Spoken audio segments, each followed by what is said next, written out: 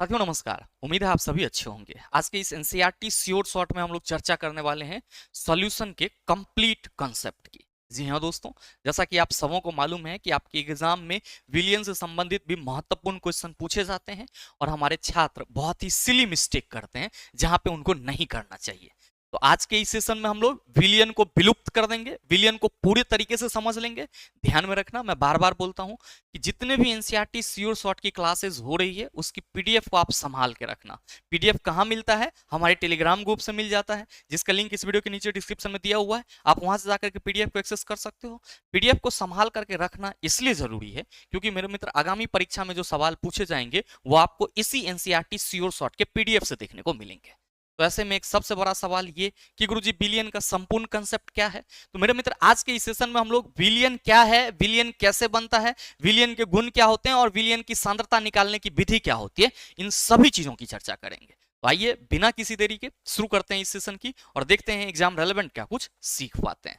मेरे मित्र हम लोग का टॉपिक है विलियन। ध्यान में रखना, इसी को हम लोग इंग्लिश में क्या कहते हैं? इसी को हम लोग इंग्लिश में सॉल्यूशन कहते हैं। क्या कहते हैं? सॉल्यूशन कहते हैं।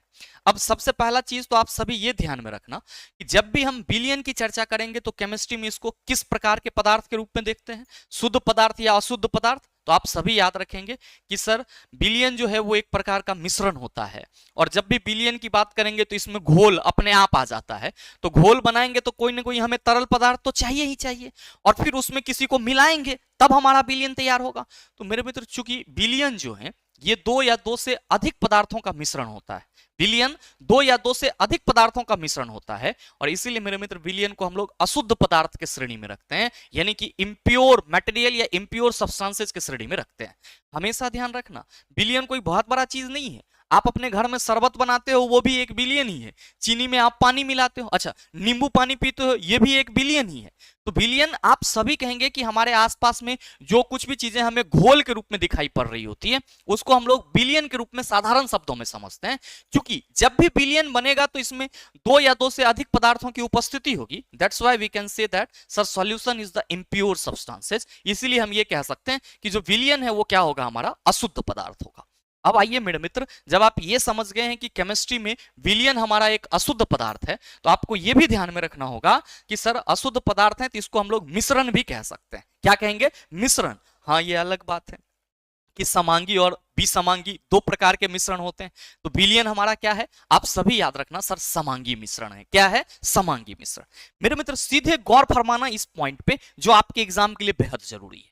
अभी हमने सीखा कि विलियन क्या है, तो आपने बोला कि सर विलियन बनाने के लिए हमें दो या दो से अधिक पदार्थ की जरूरत पड़ेगी ही पड़ेगी। जैसे कि एज ए एग्जांपल हम चीनी और पानी का शरबत बना रहे हैं तो आप क्या कहिएगा कि गुरुजी उसमें पानी डालेंगे और पानी में फिर चीनी डालेंगे, पानी में चीनी। तो आप सभी कहेंगे कि सर पानी में चीनी मिलाए हैं तो यहाँ पे पानी और चीनी दो पदार्थ हैं, स्वाद बढ़ाने के लिए नींबू का रस भी मिला देंगे तो हमारा नींबू का रस भी क्या हो गया सर? उसी शरबत में घुल गया। तो मेरे मित्र आप सभी ये ध्यान रखना कि चाहे चीनी पानी हो या फिर आपका नमक पानी हो, ठीक है, या फिर नींबू पानी हो, ये सब के सब क्या है? विलियन है, सॉल्यूशन है। क्यों? क्योंकि मेरे मित्र इसमें दो या दो से अधिक पदार्थ हैं।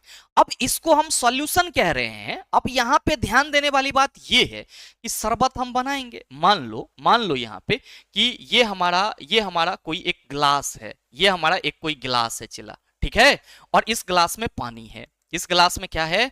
पानी है, ठीक है। इसको हम जल कह दें, आप कहेंगे कहिए हमरा क्या दिक्कत है इससे। अब चिल्ला इस जल में हम क्या कर रहे हैं? आपके लिए शरबत बना रहे हैं, आपके लिए शरबत बना रहे हैं और हमारे पास ये चम्मच भी है और इस चम्मच से हम इसमें क्या कर रहे हैं? शुगर डाल रहे हैं, चीनी डाल रहे हैं।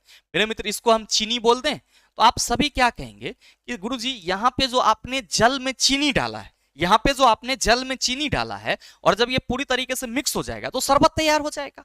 अब हम आपको ये कह रहे हैं कि चला इस शरबत को आप एक बार यहां से पियो। आप कहेंगे यहीं से पियल जाएगा, नीचे से थोड़ी पियल जाएगा, पिया जा सकता है।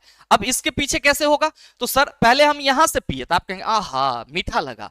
मेरे मित्र हम कह रहे हैं कि आप इसके नीचे से स्ट्रॉ डाल करके कोई आप जो डिस्पोजल वाला ग्लास होता है उसमें आप इस शरबत को ले लो। पहले तो आप ऊपर से पियो तो आपको मीठा लगा, बड़ा खुश हुए। फिर हम कह रहे हैं कि स्ट्रॉ घुसा के इसके बीच से पियो। आप कहेंगे कैसी बात कर रहे हैं, यहां से भी पिएंगे तो मीठा लगेगा। हम कह रहे हैं चला हे यहां से पियो, आप कहेंगे यहां से भी मीठा लगेगा। मतलब क्या हुआ? मतलब ये हुआ कि सर जो मिठास की गुण है, जो मिठास की गुण है, ये इसके संपूर्ण भाग में है।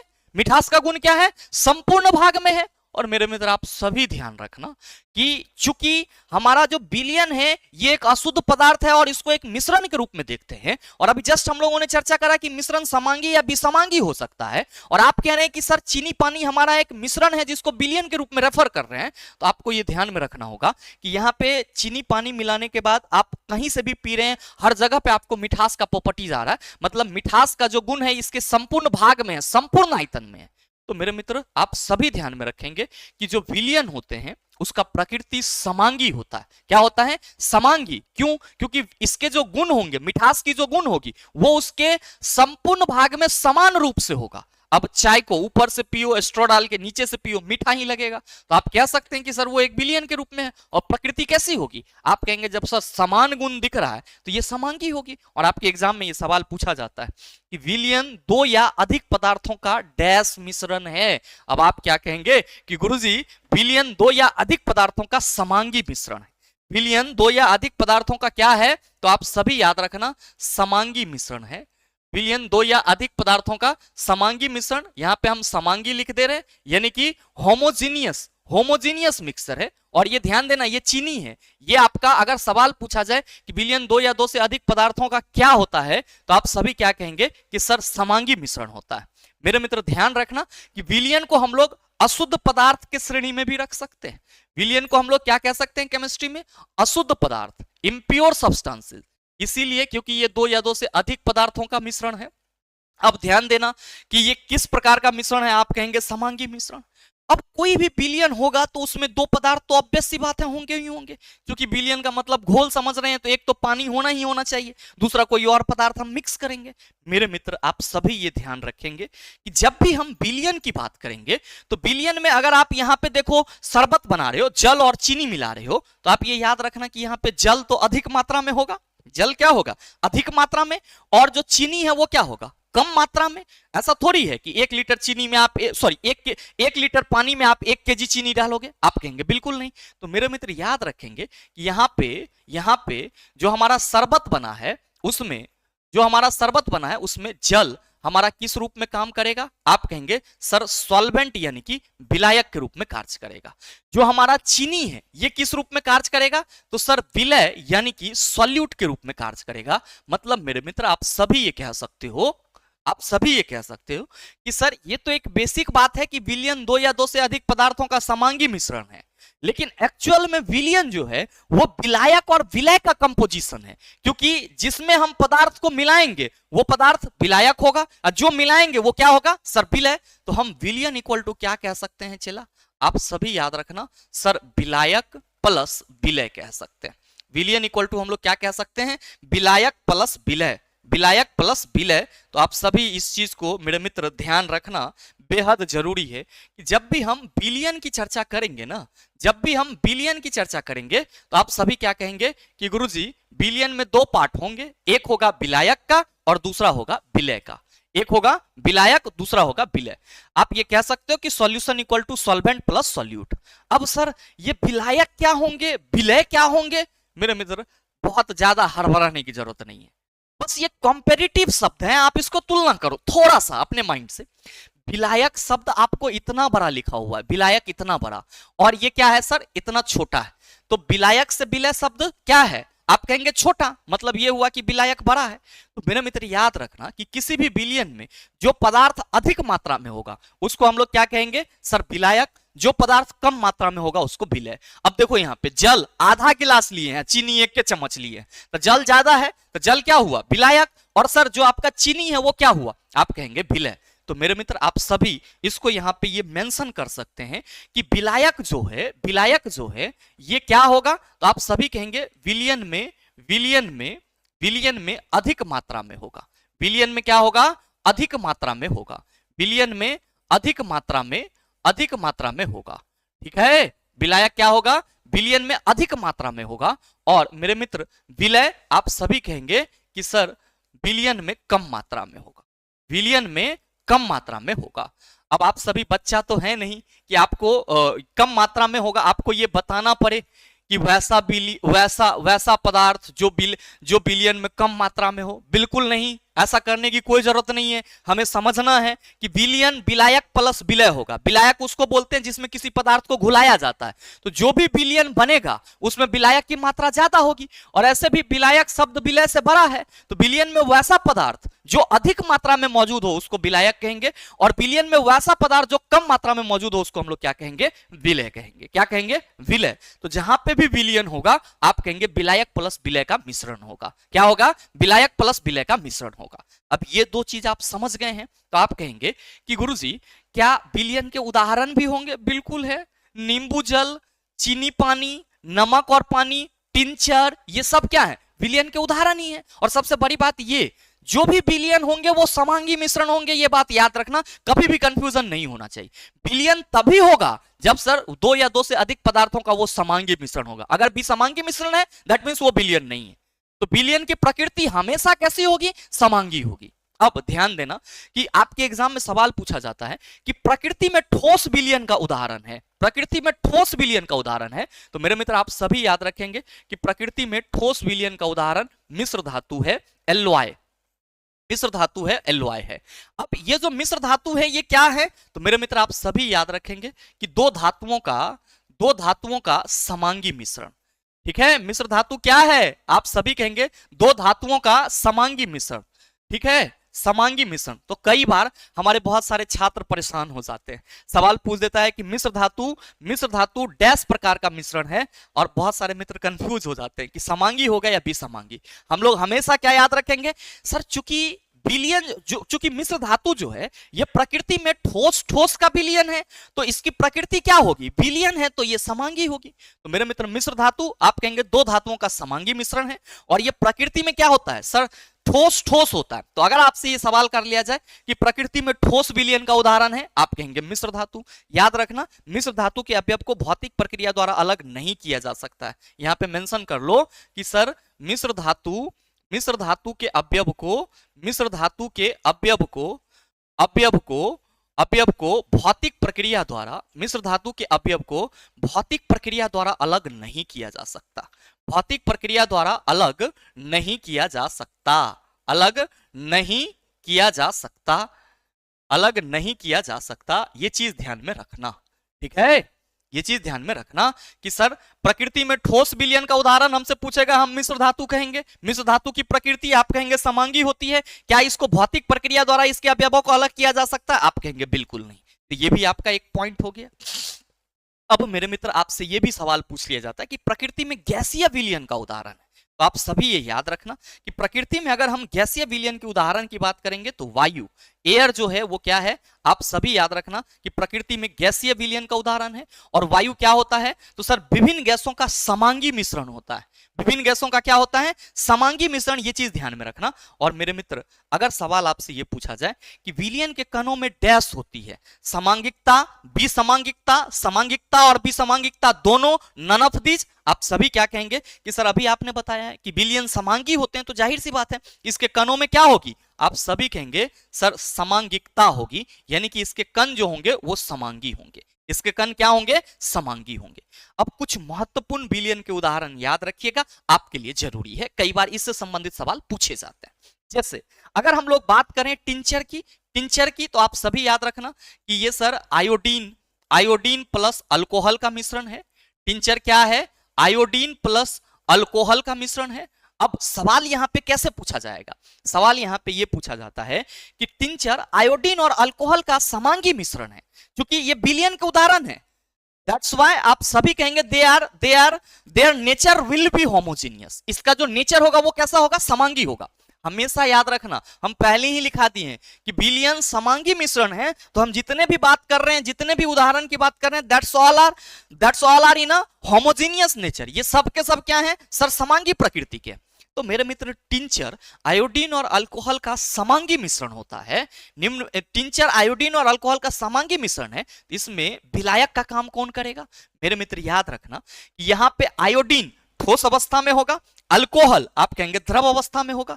मेरे मित्र ये जो अल्कोहल है ना यहाँ, ये क्या है? तो आप सभी ध्यान में रखेंगे कि सर ये अल्कोहल आयोडीन अल्कोहल टिंचर में विलायक का काम करता है। अल्कोहल टिंचर में क्या करता है? विलायक का काम करता है। और एक और चीज ध्यान रखना, अगर आपसे ये सवाल कर लिया जाए कि निम्न में से यूनिवर्सल सॉल्वेंट सार्वत्रिक विलायक कौन सा है, तो मेरे भाई यहां पे जल को हम लोग क्या कहते हैं? याद रखना, सार्वत्रिक विलायक। जल को हम लोग क्या कहते हैं? सार्वत्रिक विलायक कहते हैं। ये चीज ध्यान में रखेंगे। क्यों? क्योंकि जल में लगभग सभी चीजें घुल जाती है। ठीक है। अच्छा, विलय हमारा ठोस भी हो सकता है, द्रव भी हो सकता है और गैस भी हो सकता है। अभी आपको दिख जाएगा। तो आप देखो कि टिंचर में आयोडीन आप कहेंगे ठोस रूप में, अल्कोहल आप कहेंगे विलायक, तो ये तो तरल रूप में हो गया। अब सोडा जल या कोक, तो आप सभी ध्यान रखना कि सोडा जल या कोक में क्या होता है। चला, सोडा जल या कोक में क्या होता है कि सर जल होते हैं और इस जल में sir carbon dioxide gas mix होते हैं। तो जल तो यहां सार्वत्रिक विलायक है, जल कहीं भी रहेगा विलायक का ही काम करेगा, कभी भी विलय का काम नहीं करेगा, ये ध्यान रखना। अब ये जो CO2 है, ये यहां पे सर सोडा जल के लिए किसका काम करेगा? विलय का काम करेगा। किसका काम करेगा? विलय का। तो सोडा जल या कोक जो हम लोग पीते हैं, थम्स अप या फिर स्प्राइट, ये सब को हम लोग मतलब कार्बोनेटेड वाटर के रूप में जानते हैं। मेरे मित्र, इसमें कौन सी गैस होती है? Carbon dioxide. और ये किस रूप में काम करती है? विलय के रूप में। सर जल में मिला हुआ है, तो हम ये कह सकते हैं कि जल में गैस का विलयन, जल में गैस का विलयन, जल में ठोस का विलयन टिंचर हो गया। अब गैस में गैस का विलयन, तो वायु क्या है? तो आप सभी कहेंगे सर विभिन्न गैसों का समांगी मिश्रण है। विभिन्न गैसों का क्या है? आप सभी यहां पे लिख सकते हो कि वायु विभिन्न गैस का समांगी मिश्रण है। वायु विभिन्न गैस का क्या है? समांगी मिश्रण है। और मेरे मित्र, आप सभी ये ध्यान रखना, अगर आपसे ये सवाल कर लिया जाए कि वायु के लिए विलायक का काम कौन करता है, वायु के लिए विलायक का काम कौन करता है, तो आप सभी कहेंगे कि सर वायु के लिए विलायक का काम नाइट्रोजन करता है। कौन करता है? नाइट्रोजन। मन में आ रहा होगा कि गुरुजी क्या है? तो अभी हमने आपको बताया कि विलायक विलयन में वैसा पदार्थ होता है जो अधिक मात्रा में होता है। अब आप सबों को मालूम होना चाहिए कि जो आपका वायु है, इसमें नाइट्रोजन की प्रतिशतता 78% होती है और सबसे ज्यादा नाइट्रोजन है। इसीलिए हम लोग सर वायु का विलायक किसको मानते हैं? नाइट्रोजन को मानते हैं। नेक्स्ट मेरे मित्र ध्यान रखना, विलयन के गुण की बात करेंगे। और पहला, इसके अगर हम प्रकृति की बात करेंगे तो आप सभी कहेंगे कि गुरुजी ये समांगी प्रकृति का होगा। इसके कणों का आकार तो आप सभी याद रखना 10⁻⁹ मीटर, 10⁻⁹ मीटर, जिसको हम 1 नैनोमीटर भी कह सकते हैं। 10⁻⁹ मीटर, या इसको आप 1 नैनोमीटर भी कह सकते हो, 1 नैनोमीटर भी कह सकते हो, ये भी चलेगा। 10⁻⁹ मीटर कह लो या 1 नैनोमीटर कह लो। तो आप सभी याद रखना कि विलयन की प्रकृति समांगी होती है। विलयन के कणों का आकार 10⁻⁹ मीटर, 10⁻⁹ मीटर मतलब बहुत छोटा, नंगी आंखों से आप नहीं देख पाएंगे। शरबत को जब आप बनाते हो तो क्या चीनी के कण को देख पाते हो? आप कहेंगे बिल्कुल नहीं देख पाते हैं। तो मेरे मित्र, विलयन के कणों का आकार बहुत छोटा होता है। कितना? 10⁻⁹ मीटर, आप इसको 1 नैनोमीटर कह सकते हो। अब सवाल यह है कि सर विलयन अस्थाई होगा या अस्थाई? आप ऐसा करो कि शरबत बना लेना रात में और सुबह उसको पीना, क्या चीनी के कण जो है नीचे बैठेंगे? आप कहेंगे बिल्कुल नहीं। तो मेरे मित्र, विलयन क्या होते हैं? अस्थाई। विलयन कभी भी अस्थाई नहीं होते हैं। तो ये चीज आप अपने माइंड से हमेशा के लिए हटा देंगे कि विलयन क्या है। आप सभी कहेंगे सर अस्थाई। विलयन क्या होते हैं? अस्थाई होते हैं, हमेशा ध्यान रखना। नेक्स्ट मेरे मित्र याद रखेंगे कि चूंकि विलयन के कण बहुत छोटे होते हैं, इसीलिए अगर हम लोग विलयन के अवयवों को अलग अलग करने की कोशिश करेंगे, मान लो कि चीनी और पानी मिलाकर के हमने विलयन बनाया और हम चाहें कि चीनी और पानी को अलग अलग कर दें छानन विधि से, फिल्ट्रेशन प्रोसेस से, तो आप सभी क्या कहेंगे? संभव नहीं है, क्योंकि फिल्टर पेपर से इसके सभी कण आर पार हो जाएंगे। तो मेरे मित्र, इसलिए हम लोग ये कहते हैं कि छानन विधि से विलयन के अवयवों को पृथक नहीं किया जा सकता। छानन विधि से विलयन के अवयवों को पृथक नहीं किया जा सकता, ये हमेशा ध्यान रखना। और साथ में मेरे मित्र, आप सभी ये याद रखेंगे कि विलयन के कणों का आकार छोटा होता है। इस वजह से मेरे मित्र, विलयन में आपको प्रकाश का मार्ग दिखाई नहीं पड़ता है। तो कई बार सवाल पूछ लिया जाता है कि विलयन में प्रकाश का मार्ग डैश होता है, आप सभी कहेंगे दिखाई नहीं देता है। क्यों नहीं? तो आप सभी कहेंगे सर इसके कणों का आकार बहुत छोटा होता है। विलयन अस्थाई होते हैं और इसके कणों को या इसके अवयवों को हम छानन पेपर, फिल्टर पेपर के थ्रू, यहां पे छानन विधि जो कर रहा है, फिल्ट्रेशन मेथड इसको कहते हैं, तो छानन विधि के द्वारा अलग नहीं कर सकते। नेक्स्ट मेरे मित्र ध्यान रखना कि विलयन में मौजूद डैश पदार्थ की मात्रा के आधार पर इसे सांद्र, तनु या संतृप्त घोल कहते हैं। तो आप सभी ये याद रखना, बहुत ही मोस्ट इंपॉर्टेंट क्वेश्चन है। विलयन में मौजूद डैश पदार्थ की मात्रा, तो विलयन में तो विलायक और विलय होता है। विलायक वो पदार्थ हुआ जिसमें किसी चीज को हम घुलाएंगे। मेरे मित्र याद रखना कि विलयन में मौजूद विलय पदार्थ की मात्रा के आधार पर इसे सांद्र, तनु या संतृप्त घोल कहा जाता है। और याद रखेंगे आप सभी यहां पे कि सांद्र एवं तनु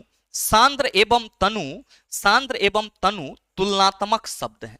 सांद्र एवं तनु क्या है? कंपैरेटिव टर्म है, यानी कि तुलनात्मक शब्द है। ये चीज ध्यान में रखना, ठीक है। अब सांद्र और तनु का मतलब क्या हुआ? मेरे मित्र आप यहां पे देख रहे हो कि विलयन में मौजूद विलय पदार्थ की मात्रा के आधार पर हम इसे सांद्र या तनु कह रहे हैं। तो मेरे मित्र आप सिंपल सोचो कि यहां पे हमने सर 2 ग्लास लिया है। एक ग्लास में हमारा ये क्या है सर? एक ग्लास में हमारा पानी है, दूसरे ग्लास में भी पानी है। अब यहां पे जो जल का अमाउंट है वो हम कितना ले रहे हैं सर? 500 ml। जल का अमाउंट कितना ले रहे हैं? 500 ml। और इसमें क्या कर रहे हैं हम सर? 50 ग्राम सॉल्ट मिक्स कर रहे हैं। 50 ग्राम सॉल्ट मिक्स कर रहे हैं। अब यहां पे जल का अमाउंट हम लोग क्या रख रहे हैं सर? जल का अमाउंट जो है उसको हम 500 ml ही रख रहे हैं। और यहां पे जो सॉल्ट ले रहे हैं वो कितना है? तो हम कह रहे हैं कि सर 100 ग्राम ले रहे हैं। कितना? 100 ग्राम। तो अब आप बता दो कि इसमें विलय पदार्थ की मात्रा कम है, तो इसको हम लोग इसके अपेक्षा तनु बोलेंगे। लेकिन इसमें विलय पदार्थ की मात्रा, नमक की मात्रा 100 ग्राम है, तो आप कहेंगे सर इसके अपेक्षा ये क्या हो गया? सांद्र हो गया। तो वैसा विलयन जिसमें विलय पदार्थ की मात्रा कम हो उसको हम लोग तनु विलयन कहेंगे। ये हमारा तनु विलयन हो गया। और वैसा विलयन जिसमें विलय पदार्थ की मात्रा ज्यादा हो उसको हम लोग क्या कहेंगे? आप कहेंगे सर सांद्र विलयन हो जाएगा। और इसीलिए मैंने आपको ये बताया कि सांद्र और तनु ये दोनों क्या है? तुलनात्मक शब्द है। सांद्र और तनु क्या है? तुलनात्मक शब्द। तो इसको डायग्राम बना करके सर इतना निपापोती करने का जरूरत नहीं है। सिंपली आप सभी ये याद रखेंगे कि सांद्र और तनु का मतलब क्या हुआ? तो सर वैसा विलयन जिसमें विलय पदार्थ की मात्रा कम हो तनु कहलाएगा, जिसमें विलय पदार्थ की मात्रा ज्यादा हो क्या कहलाएगा? सांद्र कहलाएगा। और सर किसी भी विलयन की सांद्रता और तनुता परिभाषित ही की जाती है किस आधार पर? विलय पदार्थ की मात्रा के आधार पर। विलय पदार्थ कम आप कहेंगे विलयन तनु, विलय पदार्थ ज्यादा आप कहेंगे विलयन सांद्र। अब मेरे मित्र आप सभी याद रखना कि ये 2-4 टर्म जो आप देख रहे हैं इससे संबंधित भी सवाल आपको पूछे जाते हैं। ये सर संतृप्त विलयन है जिसको हम लोग क्या कहते हैं? Saturated solution. और याद रखना इसको बड़ा ही सरलता से समझो। संतृप्त मतलब क्या हुआ सर? तृप्त है। जैसे आप लोग भोजन करते हो तो क्या कहते हो? तृप्त हो गए गुरुजी, एकदम खा लिए, पेट भर गया।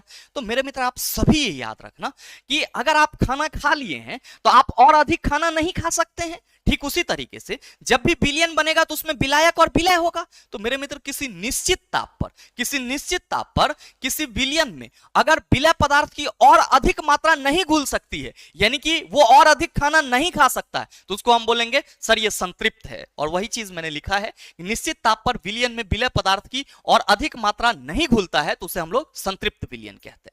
अब ध्यान देना, और संतृप्त का मतलब क्या हुआ? तो वैसा विलयन जिसमें विलय की और अधिक मात्रा घुल जाए। मतलब आप घर से निकले और आपको घर में खाना अच्छे से नहीं मिला, मतलब ऐसा खाना था जो आपको पसंद नहीं आया, तो आप तो अच्छे से खाना खाए नहीं। अब जैसे जैसे मार्केट में जाएंगे, हलवाई की दुकान के बगल से गुजरेंगे, गरम गरम समोसा छन रहा है, मन करेगा कखनी से पेट में डाल दें इसको। तो मेरे मित्र असंतृप्त का मतलब क्या हुआ? आप और अधिक खाना खाओ, आपको भूख लगा हुआ है। तो असंतृप्त विलयन में क्या होता है सर? वैसा विलयन जिसमें विलय की और अधिक मात्रा घुल सकता है उसको हम लोग क्या कहेंगे? असंतृप्त विलयन, यानी कि अनसैचुरेटेड सॉल्यूशन। अब मेरे मित्र याद रखना, कई बार घुलनशीलता शब्द भी आपको देखने को मिलता है जिसको हम लोग क्या कहते हैं? सॉल्युबिलिटी कहते हैं। क्या कहते हैं? सॉल्युबिलिटी। और मेरे मित्र क्या कहा जा रहा है कि निश्चित ताप पर विलयन में उपस्थित विलय पदार्थ की मात्रा। अब देखो प्रत्येक विलयन में विलय पदार्थ घुलने की अपनी कैपेसिटी होती है।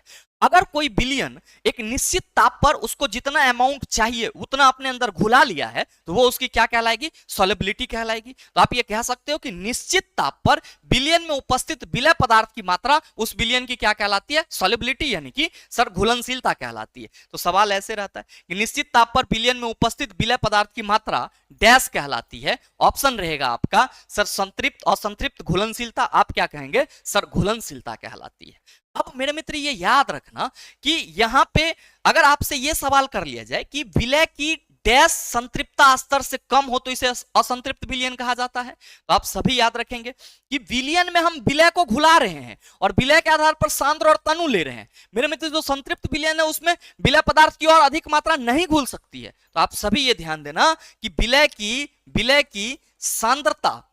की सांद्रता संतृप्तता स्तर से कम हो तब हम लोग उसको क्या कहेंगे, असंतृप्त विलयन कहेंगे। तो सवाल ऐसे भी पूछा जा सकता है कि विलय की डैश संतृप्तता स्तर से कम हो तो इसे असंतृप्त विलयन कहते हैं। आप कहेंगे सांद्रता संतृप्तता स्तर से कम हो तो इसे हम लोग असंतृप्त विलयन कहते हैं। मेरे मित्र ध्यान रखना, अगर हम विलयन की सांद्रता की बात करेंगे तो क्या कहेंगे, तो आप सभी कहेंगे कि विलायक की मात्रा द्रव्यमान अथवा आयतन।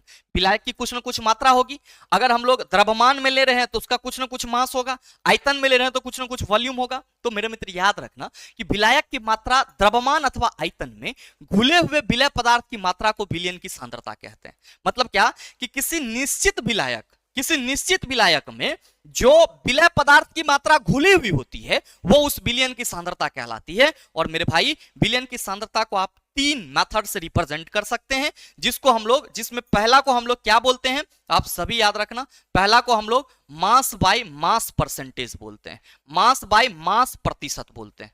दूसरा को हम लोग क्या कहते हैं, आप सभी याद रखना, mass by volume percentage, mass by volume percentage. और तीसरा क्या होता है sir, volume by volume percentage, volume by volume percentage. तो याद रखेंगे कि अगर हमें किसी भी विलयन की सांद्रता की बात करी जाएगी तो हम क्या कहेंगे कि विलायक की मात्रा द्रव्यमान अथवा आयतन में घुले हुए विलय की मात्रा क्या कहलाएगा, विलयन की सांद्रता। कैसे निकालेंगे, तो 3 मेथड है, mass by mass, mass by volume, volume by volume. कुछ नहीं है, मास बाय मास परसेंटेज में आपके क्वेश्चन में विलय पदार्थ का जो द्रव्यमान दिया हुआ रहेगा, साथ ही टोटल जो विलयन का द्रव्यमान हो। अच्छा, ये जो टोटल विलयन का द्रव्यमान होगा ये क्या होगा, तो सर विलायक प्लस विलय का द्रव्यमान, विलायक प्लस विलय का द्रव्यमान, ये चीज ध्यान में रखना। ठीक है, टोटल विलयन जो होगा वो विलायक प्लस विलय, जैसे कि आपका 320 ग्राम पानी में 40 ग्राम नमक मिला हुआ है, ठीक है, तो आप क्या कहेंगे, टोटल विलयन 360 ग्राम हो गया। तो मेरे मित्र विलयन की सांद्रता को दर्शाने के लिए हमारे पास 3 विधि है, कौन कौन सा, तो पहला है mass by mass percentage, formula इसको आप विलय का द्रव्यमान बटा विलयन का द्रव्यमान गुना 100, मास ऑफ सॉल्यूट बटा मास ऑफ सॉल्यूशन गुना 100 कह सकते हो। दूसरा द्रव्यमान बाय विलयन का आयतन प्रतिशत, तो द्रव्यमान किसका, सर विलय का द्रव्यमान, अब विलयन का आयतन, तो विलय का द्रव्यमान बटा विलयन का आयतन गुना 100, विलयन का आयतन बटा आयतन प्रतिशत, तो विलय का आयतन बटा विलयन का आयतन गुना 100। अच्छा, इसको याद रखना नहीं है, चला मास बाय मास परसेंटेज, तो ये जो मास है ये किसका होगा, सॉल्यूट का, और ये जो मास होगा ये किसका होगा, सॉल्यूशन का।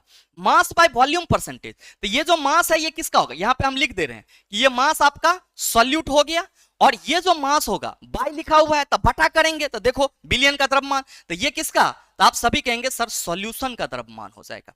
अब ये फिर मास है तो आप कहेंगे सर ये सॉल्यूट मास, ऊपर में सॉल्यूट का मास आएगा और नीचे आप कहेंगे सर सॉल्यूशन का वॉल्यूम आएगा, सॉल्यूशन का वॉल्यूम आएगा। अब वॉल्यूम बाय वॉल्यूम, तो आप सभी कहेंगे कि सर ऊपर वाला तो सॉल्यूट का ही होगा और नीचे वाला आप सभी कहेंगे सॉल्यूशन का होगा। बस आप क्या कहेंगे कि परसेंटेज निकालना है तो गुना 100 कर देना है। मेरे मित्र ये पूरा का पूरा आपका विलयन का कंसेप्ट है। आपके एग्जाम में सवाल पूछे जाने हैं तो सर इतना ही कंसेप्ट से पूछे जाने। अगर आपने इसको सही से एक बार नोट्स को देख लिया तो हमें नहीं लगता है कि आपको विलयन के जो टर्म है वो परेशान करेंगे। और मेरे मित्र ध्यान में रखिएगा कि आपको इस बार कुछ अलग करना होगा। आप कुछ भी किए हो, साइंस फाउंडेशन पढ़े हो, आपने कुछ मतलब कह सकते हो कि अलग अलग सोर्सेज से पढ़ाई करा हो, सबका कोई मतलब नहीं है अगर आपने NCERT line by line discuss नहीं करा। मेरे मित्र आपने इतने दिन से तैयारी करा है तो ये 60 महीना कह रहे हैं, ये 60 दिन आप अपने आप को एनसीईआरटी के ऊपर लगा दीजिए, क्योंकि एग्जाम में जो सवाल बनेंगे वो एनसीईआरटी से ही बनेंगे। और एनसीईआरटी के 2024 के करंट पैटर्न को देखते हुए, रेलवे के 2024 के करंट पैटर्न को देखते हुए एनसीईआरटी का लाइन बाय लाइन डिस्कस करना बहुत जरूरी है। अगर लाइन बाय लाइन आप खुद से कर रहे हैं तो अच्छी बात है, नहीं कर पा रहे हैं तो आप हमारे साथ जुड़ जाइए NCERT 9th and 10th master solution batch में, जहां हम आपको एनसीईआरटी 9th एंड 10th का जो कंप्लीट चैप्टर है उसको लाइन बाय लाइन डिस्कस करके देंगे, लाइन बाय लाइन चीजें आपके माइंड में सेट करके देंगे। थ्योरी, न्यूमेरिकल, एग्जाम्पलर, मतलब किसी भी चीज का समस्या नहीं रहने वाला है। तो आप कुछ भी पढ़े हो, कैसे भी पढ़े हो, कोई मतलब नहीं है अगर आपने एनसीईआरटी नहीं किया है तो। अगर आप एनसीईआरटी कर लिए हैं तो अच्छी बात है, नहीं किए हैं तो आप मेरे मित्र हमारे साथ जुड़ सकते हैं। इस बैच से जुड़ने के लिए आप इस दिए गए नंबर पे कॉल या व्हाट्सएप कर सकते हैं। ये आपका जो बैच है ये द लॉजिकल साइंस एप्लीकेशन पे मिल जाएगा, जिसको आप गूगल प्ले स्टोर से डाउनलोड कर सकते हैं। साथ ही मेरे मित्र उम्मीद करेंगे कि ये छोटा सा वीडियो आप सबों के लिए काफी उपयोगी रहा होगा। अगर आपके लिए उपयोगी है तो वीडियो को लाइक कीजिएगा, ज्यादा से ज्यादा अपने दोस्तों के साथ शेयर कीजिएगा, और अगर आप चैनल पे नए हैं तो सब्सक्राइब करके बेल आइकन दबा लेना, ताकि इस तरह के एग्जाम रेलेवेंट वीडियो का नोटिफिकेशन सबसे पहले आपके पास पहुंचे और आप उसको सबसे पहले देख पाओ। मिलते हैं फिर अगले सेशन में, तब तक के लिए best of luck, thank you, have a nice day.